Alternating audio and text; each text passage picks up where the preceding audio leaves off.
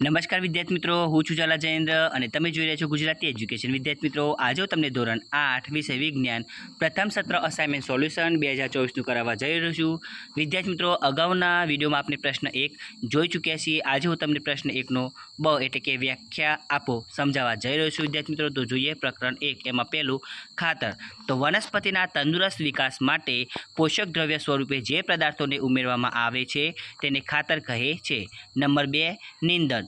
ખેતરમાં પાકની સાથે બિનજરૂરી છોડ કુદરતી રીતે ઉગી નીકળે છે તેને નિંદણ કહે છે. નંબર 3 લણણી.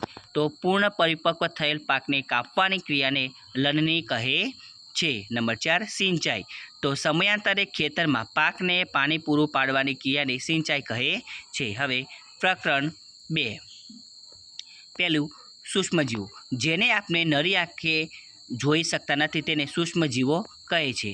નંબર 2 એની અંદર વિદ્યાર્થી મિત્રો તમે જોઈ શકો છો પેસ્ચ્યુરાઇઝેશન. તો દૂધને 70°C તાપમાને 15 થી 30 સેકન્ડ માટે ગરમ કરી તરત જ ઠંડુ કરીને તેનો સંગ્રહ કરવાની પદ્ધતિને પેસ્ચ્યુરાઇઝેશન કહે છે. નંબર 3 આથવણ. તો ઈસ્ટ દ્વારા શર્કરાનું આલ્કોહોલમાં રૂપાંતર થવાની પ્રક્રિયાને આથવણ કહે છે. Number 4 antibiotics. તો સૂક્ષ્મજીવો દ્વારા ઉત્પન્ન કરતા કેટલાક પદાર્થો જે અન્ય રોગકારક સૂક્ષ્મજીવોની વૃદ્ધિ અવરોધી તેમનો નાશ કરતા એકને રોગ સારવાર ઉપયોગી છે તેને એન્ટીબાયોટિક્સ કહે છે.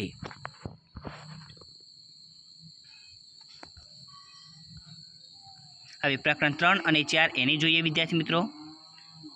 નંબર 1 કાર્બોનાઇઝેશન. નંબર 1 કાર્બોનાઇઝેશન.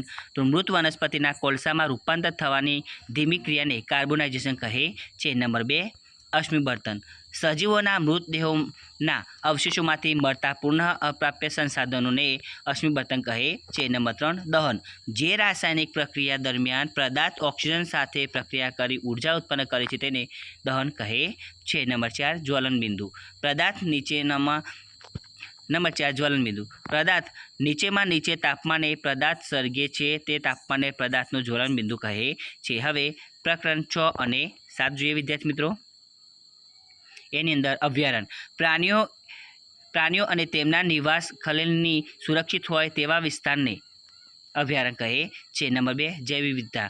જીવાવરણમાં જોવા મળતા અસંખ્ય પ્રકારના સૂક્ષ્મજીવો વનસ્પતિઓ અને પ્રાણીઓને જૈવ વિવિધતા કહે છે. નંબર 3 પ્રાણી સંગ્રહાલય.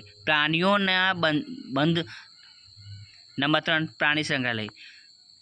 પ્રાણીઓને બંધનાવસ્થા રાખી રક્ષણ મેળવતા તેવા સ્થાને પ્રાણી સંગ્રહાલય કહે છે. નંબર 4 વન નાબૂદી. ખુલ્લી જગ્યા મેળવવા માટે જંગલોના વૃક્ષોની મોટા પાયે કટાઈ કરવામાં આવે તેને વન નાબૂદી કહે છે. નંબર 5 પ્રજનન.